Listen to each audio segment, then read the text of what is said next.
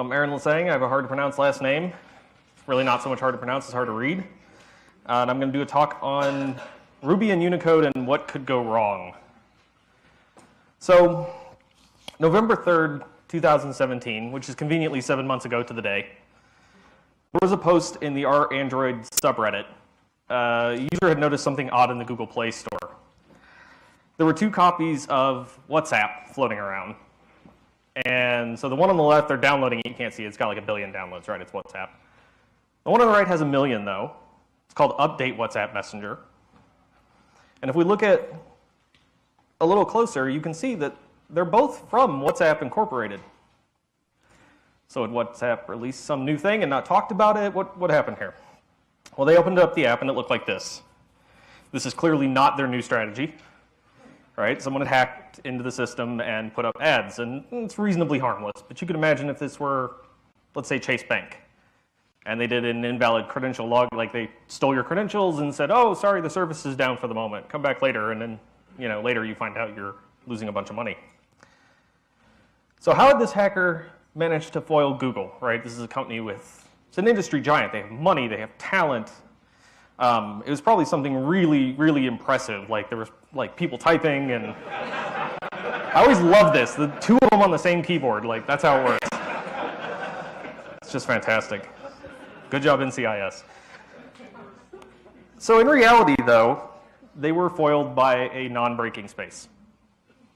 That's all they did. They threw a non-breaking space at the end of the name, and it slipped by their checks. So it doesn't take much. Now you might be thinking, we're Ruby developers, we've got strip, we'll just rip that out. But the reality is, strip would not save you in this situation. And part of the reason for that is that fundamentally strings are liars. So they show you one thing, but under the hood they can be something different. And I mean, we're kind of at fault for that. We don't want to know how the sausage is made, we just want to eat, right? We want to see what the thing looks like. We're not concerned with all the underlying details most of the time. And the thing that masks this is encodings. So all the ones and zeros get translated into A's and B's and 5s and 7s and all that with encodings. Most of you have probably heard of this, but I do want to go over a quick few terms just to make sure we're all on the same page with this stuff. So there are coded character sets. Sometimes these are just called character sets. It's essentially just a list of characters with code points associated with them. And a code point is just a unique number. So like A is 1, B is 2, C is 3, however they want to lay it out. A character is anything we decide we need to write, anything we want to write. So obvious things like letters and numbers, punctuation, symbols, so like $. But there's a lot of characters that are hidden that help with formatting and things like that as well. And those are, as far as this is concerned, considered characters. And the glyph is the actual visual representation. So a character is an abstract concept. And then a glyph is the thing that you actually see on the screen. So a character set might look something like this. You can see sometimes things are grouped, sometimes they're not grouped. It's kind of all over the place. If we look at an individual entry, the concept of a lowercase a is represented in this case by the code point 97. We can get this in Ruby by calling .codepoints. It will give us back 97. You can also see the example here of the glyph versus abstract character concept. I'm intimately familiar with A's. So the A on top, the designer decided to go with that kind of hooky over the top thing. And on the bottom, it's more like the O with like a bar slammed into the side of it. But these both represent the same abstract concept of a lowercase a. Most of you, probably all of you, have heard of ASCII, which is the American Standard Code for Information Interchange. It was first published in 1963. It didn't have lowercase letters in it until 1967. So everyone yelled for a few years in there. So you can stop complaining about your grandparents. They don't know any better. And it only used 7 bits. So we all worked with 8-bit bytes usually, but ASCII was only 7 bits when it was originally designed. That's because it was designed to work on machines like this. This is a Teletype Model 33. It's essentially a keyboard, a printer, and a modem slammed together, and it would let you type messages, send them to other teletype machines or other groups of machines, so you can think like Slack back in the day. Right? And it meant that ASCII included a lot of control codes to be able to handle that transmission side. So this is where you get things like tabular data, tabs, right? It meant that the printer could know where to line them up. There's vertical tabs, which we don't use much anymore, although these days tabs are mostly just an argument about editor space anyway. So ASCII included a lot of interesting control codes. This is the inside of one of those machines, and I pointed out because there's a piece of this that I love. If you've ever been in your terminal and you've like backspaced too far or tabbed without a completion or something and heard a ding, or you've seen your screen flash, the visual bell, right? There's literally a bell in this machine. So you could send a bell signal and ring it on the other side. So as computers grew and evolved, we kind of moved into doing 8-bit bytes. That was a debate for a little while, and people settled on 8. Because why not? I don't know what the actual reason is. But ASCII needed to move up. So, oops, backwards. So they took the ASCII and they tacked a 0 on the front. And that's great, everything's compatible. But this also opened up a world of additional characters, right? Because we can flip that to a 1 at the front instead of a 0, and we get a whole another 128 characters. And this is a little known fact, but it turns out there are many languages in the world, and not just English. And these other people were like, hey, can we use computers too? Because that'd be great. And actually write with our language. And so they took this, they flipped the 1, and they started throwing characters in there. And individual languages, or sometimes groups of languages if they use shared characters, could have their own encodings. And this led to this kind of explosion of extended ASCIIs. So you've got ASCII, and then ISO 8859-1, which if you've been doing this a while, you might recognize. It's also known as Latin 1, if that sounds more familiar. So that's great, and ISO people were like, this is awesome. We're going to make a bunch more. We're going to skip 12, because that's a crap number. I don't know why they did that.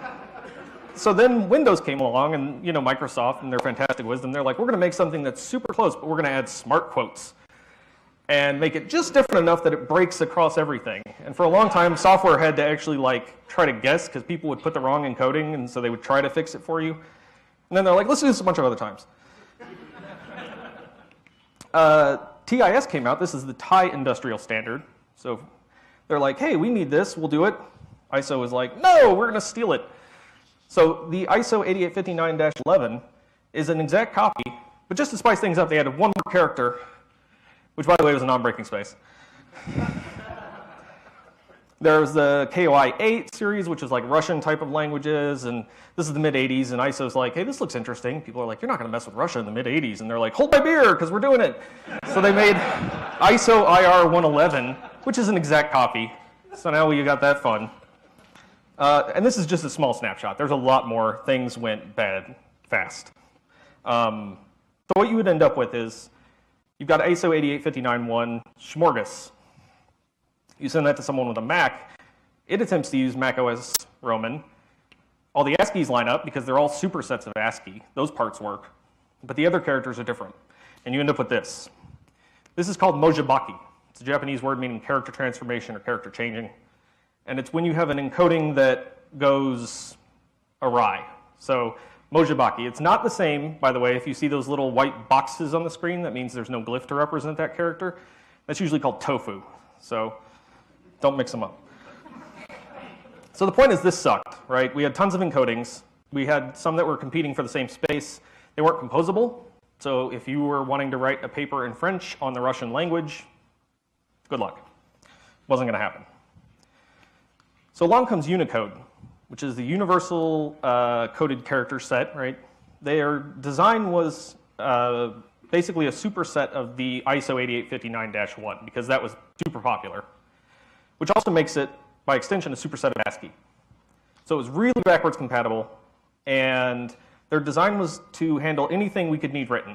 So it's not just languages, but it's also math symbols, music symbols, emoji. The only thing they won't put in there is made-up stuff. So no matter how many times you try, you will not get Klingon, Dothraki, Elvish. None of these will appear. And apparently people have tried.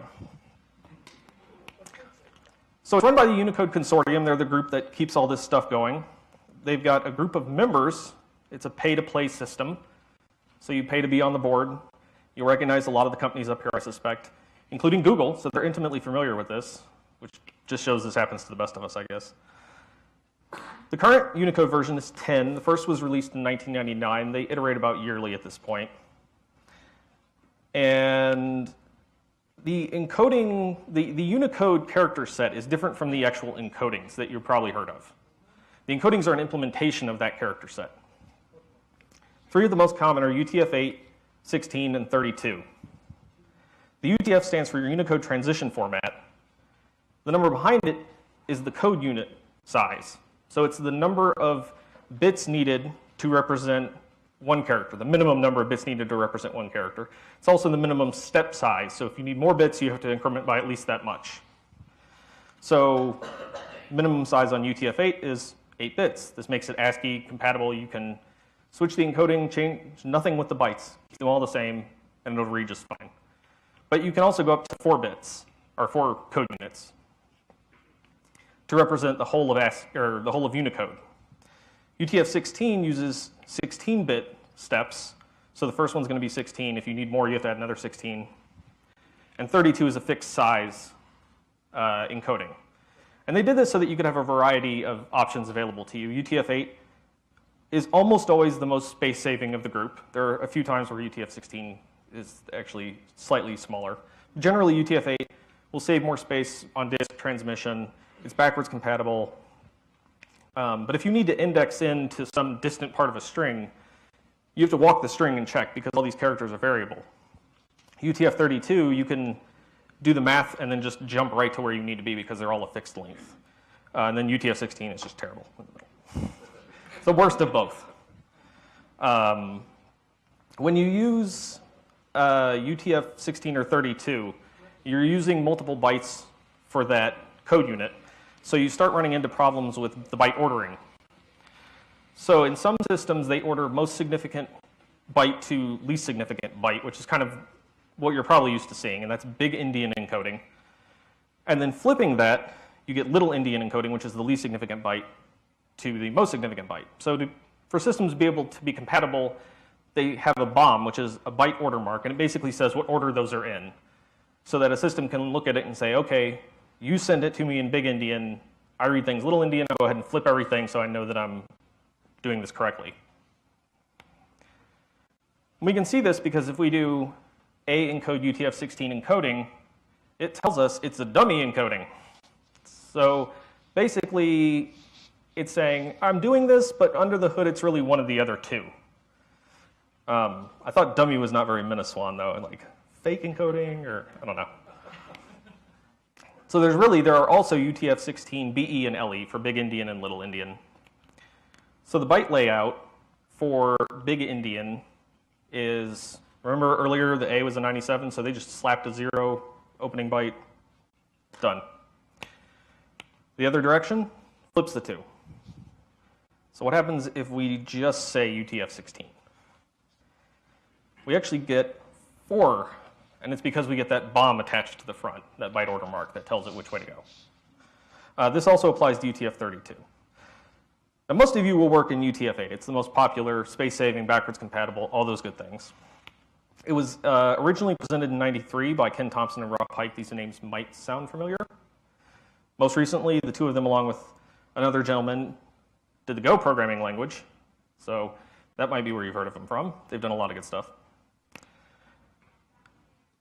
In the early 2000s, you can see the red line on here is ASCII, and this is a web page by encoding. So ASCII is the dominant force, but obviously it's not for everybody.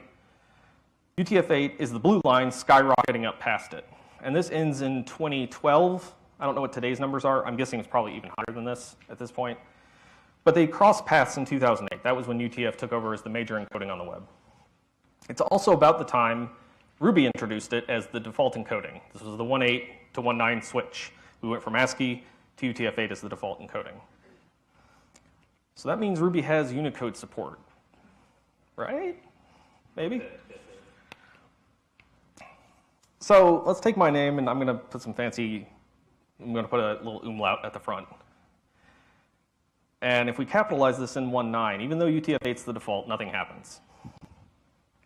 It wasn't actually until Ruby 2.4 that this got fixed. So pretty recently, really, in the scheme of things. They also did this with capitalize, upcase, downcase, swap case, all the kind of things related to upcasing and downcasing things. Upcase is an interesting situation because it's actually contextual. Most of the people in this room would uppercase an I into a capital I like this. But if you are using a Turkic language, it actually upcases it into, it's a capital I, but there's still that dot on top. So there's things that will never be able to handle for you by default. Sometimes you just have to understand the context of what you're working with. And in addition to Turkic, you can pass ASCII, which gives you the old behavior, or Lithuanian, which doesn't do anything, but hopefully someday will. That's what they say. I don't know why they just didn't leave it out. But this is another character. This is a German sharp S. Upcasing this produces two capital S's. This is actually correct. It's a legitimate replacement. Two S's is considered the same. We can downcase that. If anybody's not familiar, the underscore is like previous value. We get two lowercase s's. If we just call downcase on the sharp S, though, it's going to stay the same. It's not going to downcase it. You can see where this might lead to some comparison issues. Unicode, aware of this, has what's called case folding. So you can pass fold to this downcase, and it will actually convert it to this double S setup. And there's a number of other characters that this works with. And it's important because this happens when you do case compare.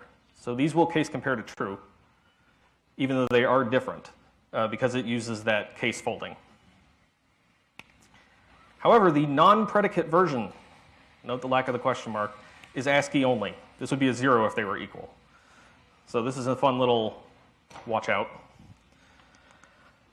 Now, I've been talking about some of this stuff, but whitespace was what originally got this thing going. So let's talk about some whitespace for a minute. Most of us are probably used to thinking of whitespace in terms of space, new line, tab, ASCII things. So here's a picture of all the ASCII whitespace. It's a little bit of it. Here's all the whitespace in Unicode. You can see there's a lot more here. No, these are the actual, I'm not even sure I have a full list if I'm being honest. But this is a massive list of white space that you can use in Unicode. They have a lot of things in here. You see like EN, quad, and line separator stuff, Braille space, right? So you could sub that in for a normal space and trick people with that, and it will be reported as a different character as far as Ruby's concerned. So back to our strip thing though. Let's run strip, right? Well, strip only handles the ASCII side. It doesn't do any of the rest of this. There's been an open ticket for 2 years. They haven't resolved it yet, so I don't know why or what's going to make that happen, but for now, you're on your own. There's also a whole list of invisible characters, right? So those are fun. You can jam those in all kinds of places. And you can imagine even if we remove some of these, it's really hard to pick some of these things out. Strip wouldn't be enough. You'd have to pull them out of the middle because like the hair width space is, like the width of a hair. So you can put that in a lot of places and not have it be noticeable. Yes, there's our non-breaking space, by the way, that did not get caught in the strip. So ideally, we could do something like use TR, maybe get a list of white spaces into some constant and pass them through stripML turn them all into regular spaces we're comfortable with, squeeze them down. Maybe we've helped things out a little bit, made it less likely to have this happen. But we still have those invisible characters I mentioned. And I want to kind of go on a tangent for a second, tell this fun story I found about invisible characters. So there's this guy, Tom, and he's part of a group of gamers. They play a variety of games together, and they have a private forum they use to communicate with each other and talk about, like, you messed that up, whatever, we should have done this. Well, somebody was posting this stuff externally, and Tom got pissed. He's like, I want to figure out who this is. So he makes this plan. He says, I'm going to take the username. We're going to say jerkface. I'm going to convert it to binary, and then I'm going to use 0 width space as a 1, and a 0 width non-joiner as a 0, and I'm going to insert it into every single string the forum outputs. So they went and found a copied version, ran this process backwards, and figured out who the user was, and then permanently banned them. So I think there's 2 lessons from this. 1, it's hard to know what you're copying because these characters can be inserted anywhere. And 2, just don't mess with Tom. Like, this is over some video game stuff. That's what I took away from it. So maybe we can do something similar here. We can delete the invisibles, maybe keep them in a constant, make sure we change it up with anything that we find along the way, because like I said, it's hard to get all these pinned down. So white space is maybe fixed up, invisibles are gone. We still kind of have some issues though. E-length is 1 or 2. Both these are legit. It depends on how we represent the character. So there is a single character, lowercase e, with an acute accent, but you can also represent this as a lowercase e followed by an acute accent diacritical combining mark. It will display, no matter which one of these you use, as the one on the left. They look identical, you can't tell them apart. Ruby, however, will report them as two characters. The one on the right, that is. So if you do something like this, right, I just kind of like jammed a bunch of them on there, and it kind of worked out. I got like two smiley faces in there just totally by accident. So if this were part of a real language, you would look at this and you'd say this is one character, crazy character, but one character. Ruby will tell you it's 21 characters long because each of the marks gets counted along the way. We can kind of help this with graphemes. So this is basically the idea of what a human would view as a single character is what we want the computer to tell us as a single character. So it's a way to kind of handle some of this stuff. And I'm going to go through a little bit of examples of this, but we're going to do something a little more fun and use emoji to do it. And to do this, I'm going to need a zero width joiner, which looks like this, zero width. So we're going to take some emoji. By the way, this works in your terminal. So here we have a little family. We've got a dad, a mom, a kid, a daughter. Dad's got a kind of rockin' stash. I don't know if you can tell. It's blonde, so it fits right in. But he's got like a nice 70s cop stash thing going on. And we can zero join them together and produce this picture, right? This new emoji. And there's an individual code for this, but you can construct it out of the top three. Also, you might, again, it might be hard to see, but Dad had to lose the stash for the family photo. It's gone. It just vanished. So, all right, we decide we want to add a kid to the picture, a son. He's the same age, so they adopted. They adopted. They're good people. So we do that, and it will produce the new one. And we have the new family with the definitely not kidnapped adopted son. We can also do things like sub these people out, because these are still individual characters at this point. Right? We have the representation. You can find the one that is the group and have that be that one character, but it could also be this group of characters. So we can do this, and we can end up with two dads and a daughter and a son. And by the way, one stash, one no stash, if we're keeping count. There's also some other things this works on.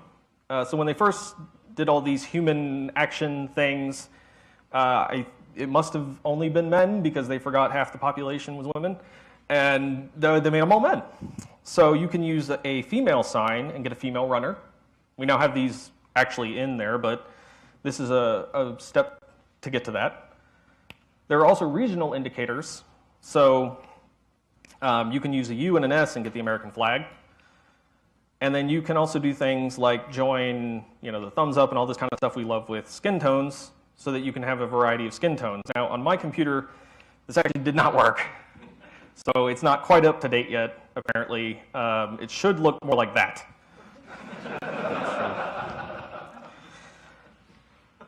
So we can get these grouped up with graphemes, whether we use the individual or the sort of zero-width joined group. They can be treated as a single unit. So back to the E example for a second. Grapheme cluster is length 1. It will be 1 no matter which type of E this is, the single character or the combo. This just showed up, though, in 2.5, like literally December. So this is, still pretty new to the game. Prior to this, you would have had to use /x in regex. So regex, interestingly, has had this for a long time. The engine was available to be able to pull graphemes out. They also added each grapheme cluster if you want to be able to walk through and in each kind of way. And it's worth noting that the original design was ASCII, and you can still see it in a lot of Ruby code. So if you use rjust, this lets you justify text. So for example, if we have the E that's the single character, rjust3 puts 2 spaces and then uses the 3rd space to drop that E in. But if we do the E that's the 2 character type, we get 1 space and then what looks like the 1 character, but as far as Ruby's concerned, it's still using 2 slots. So there's a lot of cases where this can go a little sideways. right? Our accent, one of them's above the quote, the other one's now over the S. This is not good. So we can now use grapheme clusters, reverse join, and have what you would expect to get, regardless of which kind of E is in your stuff. So that's fun. The problem is these still don't compare right. So we've grouped them up, but they're just tiny strings that are now messing with us. Let's take a look at company names again. So I made up this, I hope I made this up, Antec, and they have an A with a ring above it. But not all A's with ring above them are A's with rings above them. So the one on the left is a capital A with a ring over the top, used in like Swedish and Danish. The one on the right is the symbol for the unit angstrom, which is a 1/10,000,000th of a meter. So these are separate code points. They are separate abstract character concepts. One of them is an A in a language, the other is a unit symbol. But they use the same glyph. They are visually identical. You can't tell them apart.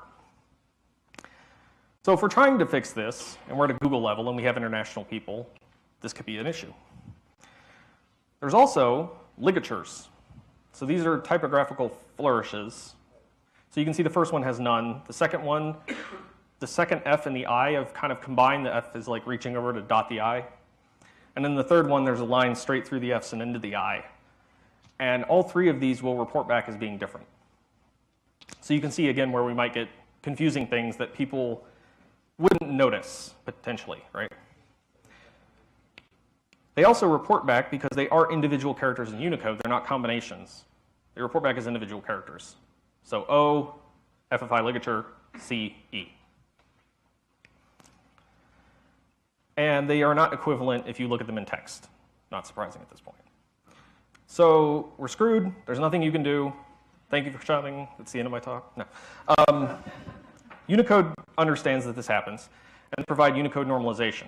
So they provide this concept, and they tell people how to implement this Unicode normalization. Ruby added this in 2.2 with the aptly named Unicode normalize.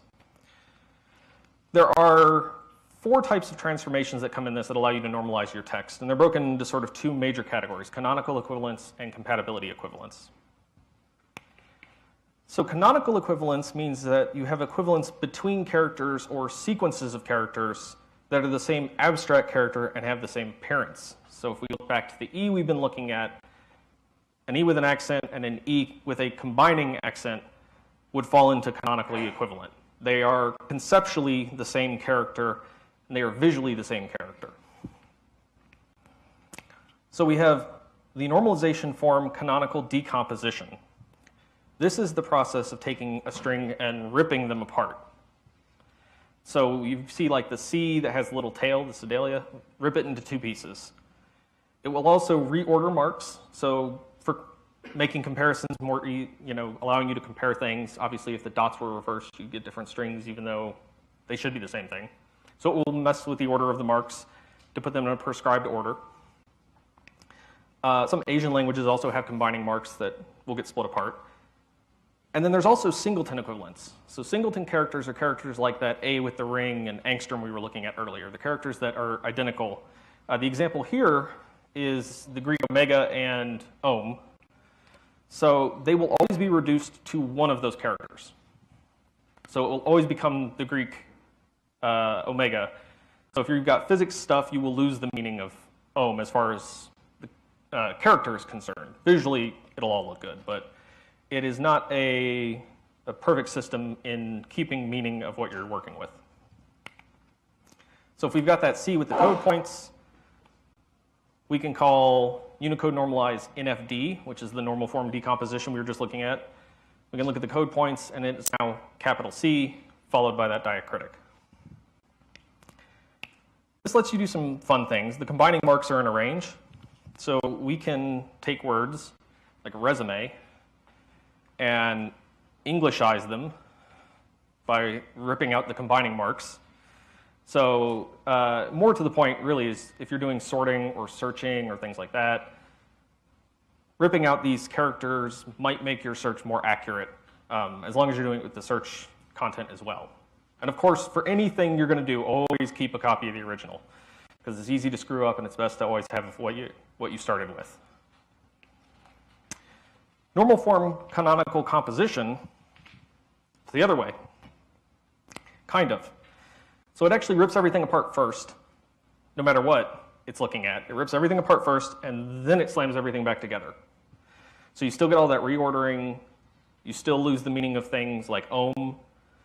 But it will put, oops, oh no, there we go. It will put that character back together. These transformations are, as I kind of mentioned, they're not really reversible, which is why you should keep originals. They are idempotent. You can just run them again and again and again and again, and nothing will change. The second form is compatibility equivalence. So this is NFKD, normal form compatibility decomposition. So this is where you get characters like these script characters you might have seen people use in their Twitter handles and things like that. They're math characters. You can reduce these back to their original A, right? 1/2, they actually call them vulgar fractions, apparently from the vulgar term common, not because they're vulgar in the sense that we think. And those will get converted into, this one's an interesting one. It's not 1/2, it's 1 fraction / 2. So you still have kind of a different slash character than you might expect. And the nice thing is you can take ligatures and you can reduce those as well. So this is a way to really break it down to its most base components. You can have problems though. 3 to the power of 2 will become 32. I think you can imagine where this could go wrong, right? Moon landings and such. So it's helpful, but it isn't always perfect. So the two forms are the NFD, the canonical decomposition, and the compatibility decomposition. And the canonical is really strict. It doesn't change too many things. Compatibility, you saw, is much more lenient. It's much more liberal. I kind of try to remember it because K for compatibility is pretty liberal. Kind of like using it for, say, conference, right? Cool Ruby hack. You're in good company here with Unicode.